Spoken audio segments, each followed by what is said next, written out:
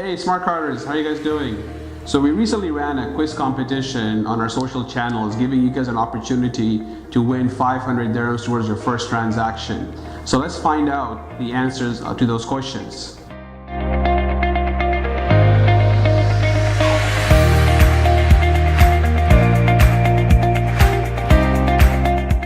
Alright, so let's find out what the first question was. The first question was, suppose you have some money. Is it safer to put your money into one investment or to put your money into multiple investments? That was a very easy one. Most of you guys got it right. The correct answer is multiple investment. Why is that? Diversification. Diversification is extremely important when you're making investments. You don't want to put, I'm sure you've heard of the saying, don't put your eggs in one basket. That's exactly it. You want to diversify your investments and make multiple investments so you're not exposed to one particular investment. So what was question number two? Question number two was, buying a single company stock usually provides a safer return than investing in a portfolio stock. Is this statement true or false? You know what? This was an easy one. Most of you guys got it right. The correct answer is false. That's right.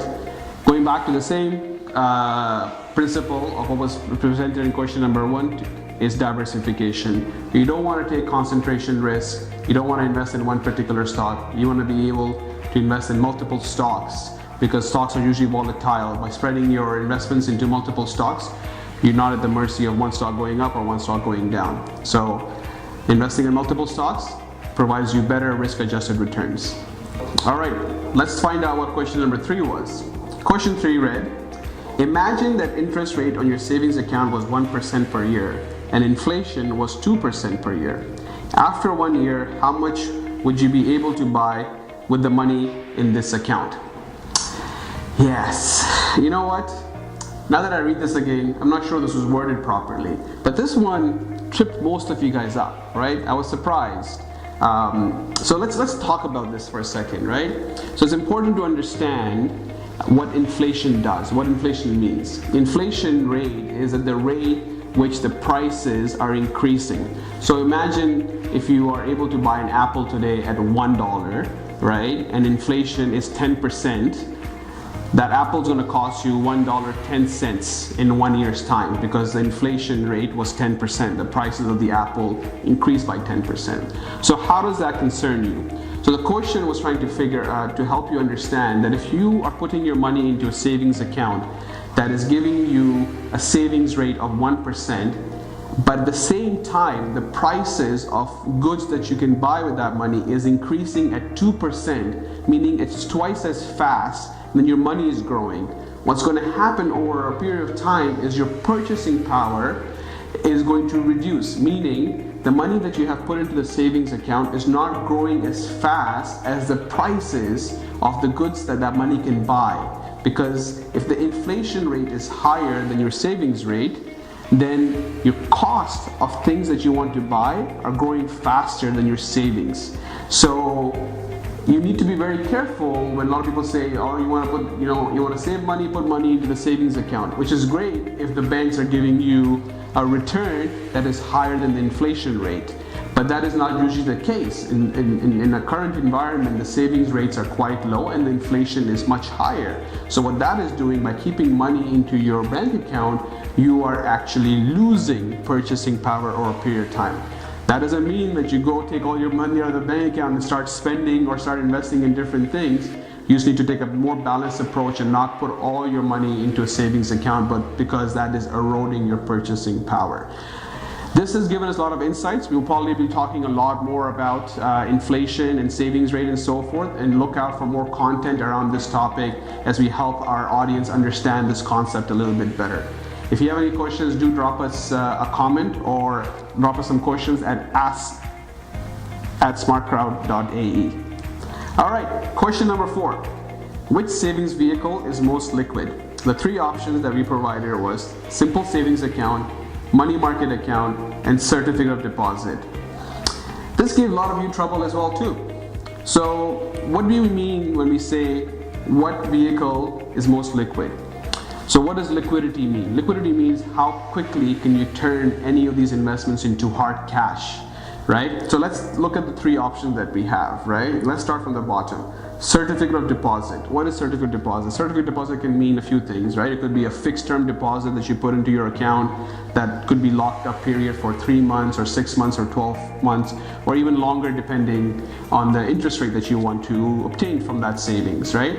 So if you have lockup periods, that means your liquidity is going to be low because you can't convert that into cash right away. You might be able to, but maybe at a cost of a penalty and so forth, right? The other option was money market funds, money market accounts. Usually those are money that's sitting into very liquid money market funds that the banks offer, and those are relatively quick to turn into cash. Like if you want that money, you can call up your bank and say, can you please sell my money market funds? They can easily sell it in the market and provide money into your account. That could happen on the same day, it could happen next day. Savings account, that's your savings account. You know, you might have your debit card attached to the savings account, or you might have access to that savings account online, and you can instantly get cash. You can walk to the bank right now and say, listen, here's my savings account, give me cash from my savings account, or here's a check against my savings account, or if your debit card is linked to your savings account, you can go to the ATM machine and take out cash, meaning that is instant cash, right? So in these three options, which one is the most liquid? It is your savings account, which is more liquid, the most liquid, because it's actually cash sitting into your account. You know, some of these questions are very tough, right? I'm just having a tough time going through this. So question 5, what type of investments have the lowest risk? So the three options that we provided was bonds, stocks, and savings account. This was an easy one. I think most of you guys got this right.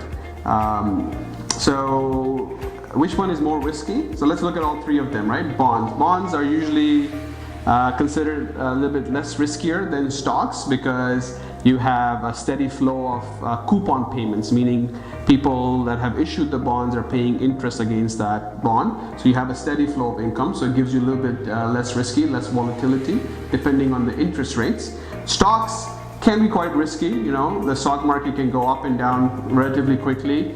So depending on what kind of stocks you're investing in, some are more risky than others. And savings account is just money sitting in the bank account. Depending on the bank you are putting your money in, that's considered usually the lowest risk. So the three options, what type of investment has the lowest risk? It is option number 3, savings account. All right, so let's look at what was question number 6 then. If I can just pull it up over here. Yeah. What type of investment has higher risk? That's an easy one, isn't it? We just flipped the question number 5. Same options, savings account, bonds, and stocks. I just gave you the answer in the previous one, right? The answer is stocks. All right, the last question number 7.